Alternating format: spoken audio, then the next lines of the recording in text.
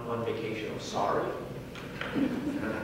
But hopefully you can use some of the tools here, and then this to buy you a little bit of time. If you only respond within an hour, and your clientele is used to that, tell them, hey, I want a much needed break.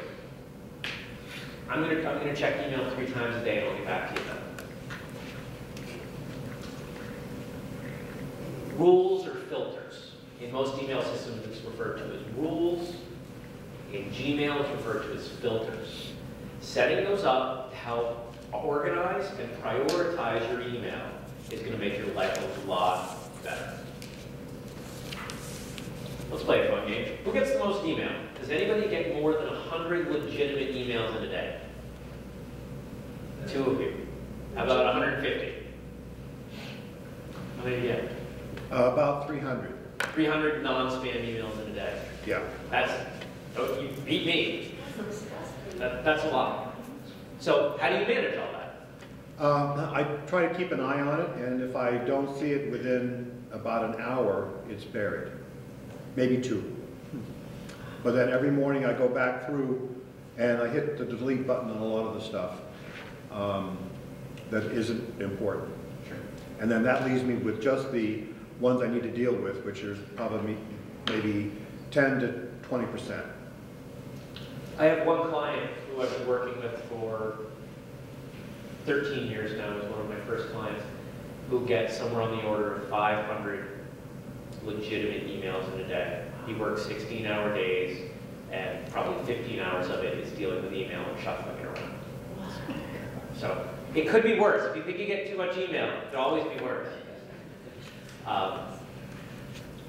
Using rules and filters, I mean, it's one thing to handle 300 emails on a desktop or a laptop. But trying to handle 300 emails in a day on this is going to be a nightmare. One of the things you can do is you can use rules and filters to organize things, to automatically send things to the trash, to some systems color code. In Gmail, you've got priority inbox and regular inbox. Explore that system on your phone, on your email provider, however your email works, and start to experiment with it. And I think you'll find some advantages there that when you're working from a smaller screen, when you're trying to only handle the things that you have to handle at that moment, can give you a little bit more clarity as to what's going on. Can I ask one question? Yeah. With a SolverNet, which is my server, the AT&T girl said, why do you use that? Why do you pay for this? Well, I did it when I started my webpage years ago, which is going away. And so she says, get Gmail. So I don't, why does it matter? Should I not pay for that? $25 a month. Little bit outside the scope, but it's a quick tip. I strongly discourage anyone from using email tied to their internet service provider. If your email is Comcast.net or Fairpoint or SolverNet or Green Mountain Access or any of these others, HughesNet, the longer you go, the harder it will be to switch. What if you're using Fairpoint because Comcast doesn't come down your road and you've done it for 10 years and then suddenly Comcast says, we're here, and Comcast is going to give you better service for less money, but now you have to keep paying Fairpoint for 3 to 6 months while you get everybody transitioned over. I recommend using, if you're in business, you should probably have an email address tied to your business name. Hopefully you have a website, you know, yourbusiness.com, and your email address should be yourbusiness.com, but it doesn't mean you can't route that through Yahoo or Google or something like that. So that's my suggestion, is to look at getting something else. That was hers too. So it means I'd have to have my name and then at Gmail instead of at solver.net. Okay. Thank you. This is kind of a funny one for the email section. Know when to make a phone call. Has anybody in this room ever been involved in an email exchange that went horribly wrong? Probably most of us. Email's great. You can use it to hide. I don't want to talk to this person. I'm mad at them. They owe me money. I owe them money. Maybe something worse.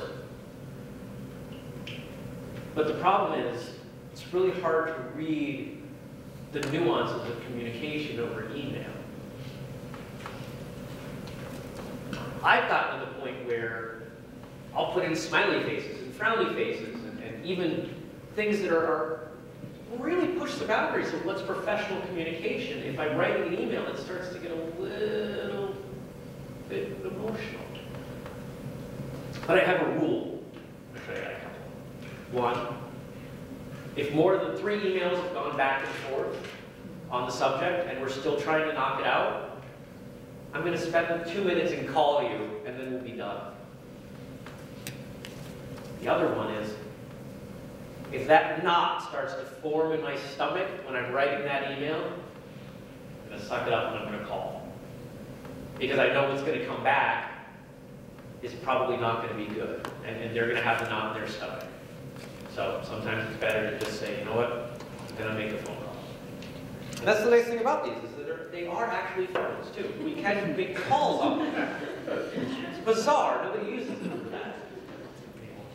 If any of you have kids that in their teens or early 20s, you'll see them texting away and they never put it to their ear. Financial apps. If you own a business or you're responsible for the financial well-being of a business or even part of a business, you have to care about them. When I'm on vacation, I spent last week in Charleston. The big thing I wanted to make sure was, is there enough in the checking account?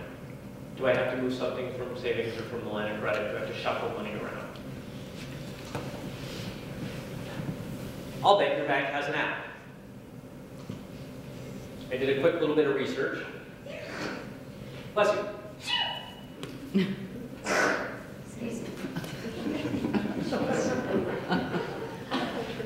These are all the big local banks that I can pick up. Okay. Every one of them had an app. Union. They just got it. They just got one. Yeah. Cool. I would be surprised if your bank does not have one. If it doesn't, you might want to think about working with a bank that's going to step into the center.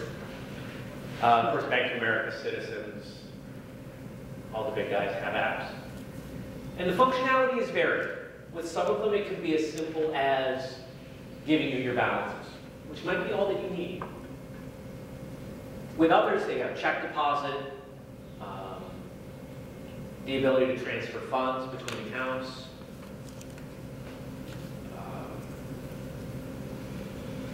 the ability to transfer funds out of the bank. You know, if you have something set up ahead of time. I have a HSBC account that I use simply for shuffling money between 2 different banks. HSBC will let me do that, so I use it as a middleman. Mint. So this is the first real solid app pick that I'm giving you guys. I love Mint. Mint is the greatest. What is Mint? Mint is a program, also a website, that will collate all of your financial information that you give it. So my Mint account, which I'm not going to show you, because that's a little bit too personal for a setting like this, has the accounts at my various banks, my credit cards, my investment accounts, and it updates it periodically. So at any time, I can pull up my phone, I can open the Mint app, I might have to force it to update, but within a couple minutes, it'll say, here's how much money is in all of these accounts, or if it's a credit card, here's the balance on this. Really handy. There are a lot of apps out there like this. Mint is my favorite. Mint is probably the most popular one in this sector. Was it free? It is free. Now, why is it free? Because you're bombarded with ads. No. Well, yes, actually, Mint does offer you what they refer to as targeted suggestions. So if they see that you're spending a lot of money on gas, they'll present you with a credit card that gives a good rebate on gas purchases. But it's also owned by Intuit, the ones that make QuickBooks and Quicken. And that was, there's another business model we didn't talk about. That was kind of Mint's original idea. They had this targeted stuff, but they knew they weren't going to make a lot of money off the commissions off those. So they made a great app and they got acquired. I think Intuit spent about $1 billion on it. So that's a good payday, right? A lot better than some ads at a nickel a piece. What's the big question that some of you might have about a Security. Right. That's always the big one. Oh my God, is this safe? Okay. So there's a couple things that I always say to people. And I get a lot of people say, I refuse to bank online. I'm not going to do it. Okay, that's fine. Your bank already does. Whether or not you do, all of your information is connected to the internet. You can take advantage of it or not. Secondly, let's pretend for a moment that Jeremy gave me the information to his online bank. What did you say, Union Bank? Let's say I had your login there. How much harm could I really do? I can't spend your money from there. I could clean out your checking account and put it in your savings account. It's not really a big deal. If any of you have set up bill pay at your bank, most of the time, depending on the system, there's some second layer of security. I'm able to pay bills, to a corporation through my business banking. Doesn't ask me anything special other than my password. But if I want to pay an individual, it will not allow that person to be added to the system unless it generates an automated phone call to me at the one phone number they have on file, and they give me a PIN. And most systems have something like that.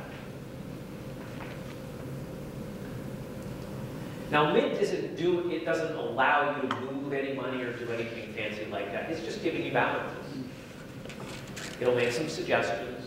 It is not a checkbook register, though some people use it that way. Excuse me, could I ask a general question about apps, because you're getting into specific names of apps now. How do you know if Mint is what you're looking for, or Mint Personal Finance, and what variables are there that help you determine if something is the real deal or a lookalike? There's not going to be one easy way to determine it. Okay. Anytime you have a popular brand, you're going to have brand piracy. The same can be said of websites. If you search for something online, if you're searching for, I bet if we did a search for Chevy trucks right now, there'd probably be a Ford ad somewhere in there. Some of the clues will be the number of downloads.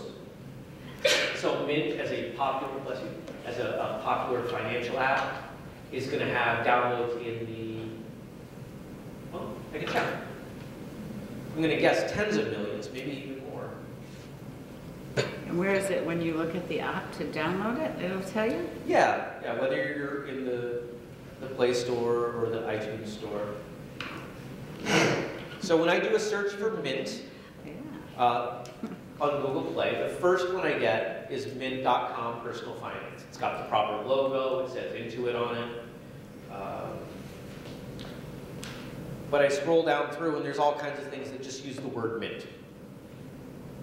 If I go into Mint, it tells me there are more than 1 million downloads. So that's probably pretty safe. If I went on there and I found something